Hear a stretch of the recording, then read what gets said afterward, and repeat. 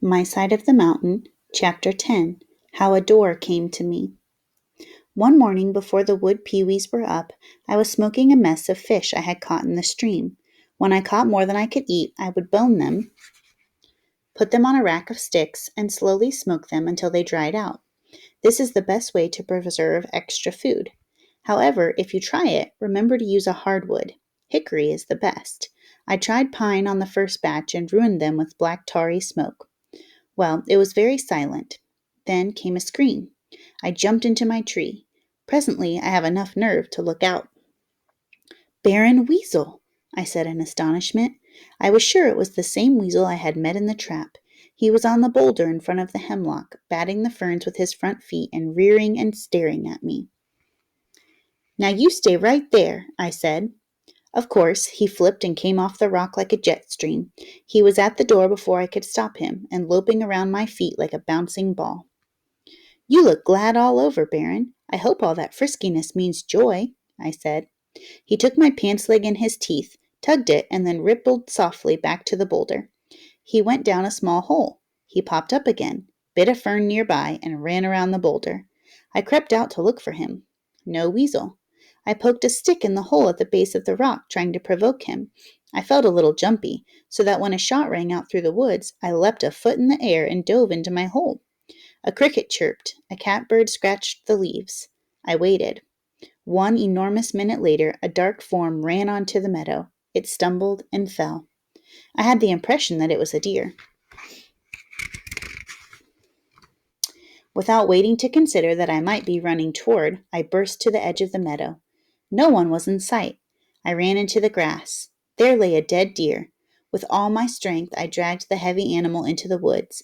I then hurried to my tree, gathered up the hemlock boughs on my bed, rushed back and threw them over the carcass. I stuck a few ferns in them so they would look as if they were growing there, and ran back to camp, breathless. Hurriedly, I put out the fire, covered it with dirt, hid my smoking rack in the spring, grabbed Frightful, and got in my tree. Someone was poaching, and he might be along in a minute to collect his prize. The shot had come from the side of the mountain, and I figured I had about 4 minutes to clean up before the poacher arrived. Then, when I was hidden and ready, Frightful started her cry of hunger. I'd not fed her yet that morning. Oh, how was I going to explain to her the awful need to be quiet? How did a mother falcon warn her young of danger? I took her in my hands and stroked her stomach.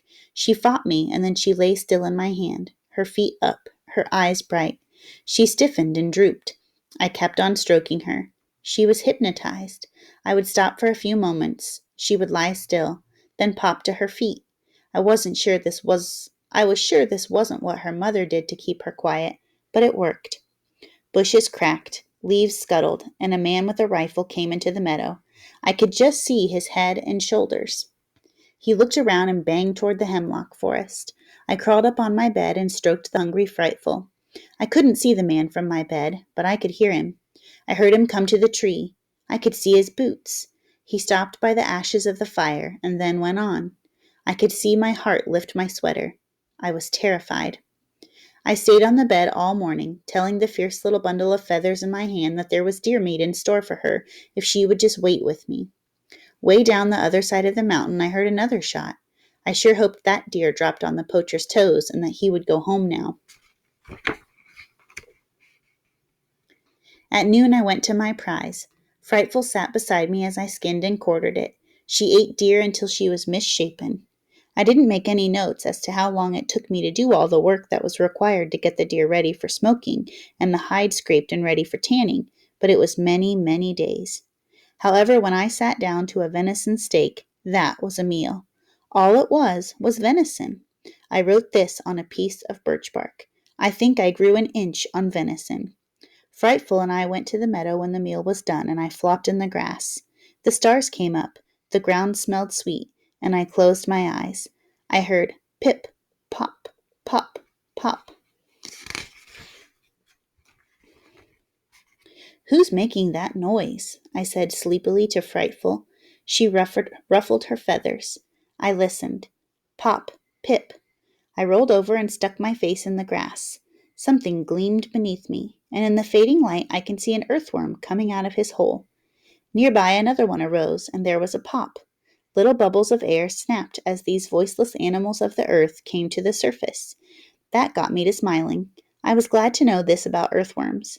I don't know why, but this seemed like one of the nicest things I had learned in the woods, that earthworms, lowly, confined to the darkness of the earth, could make just a little stir in the world.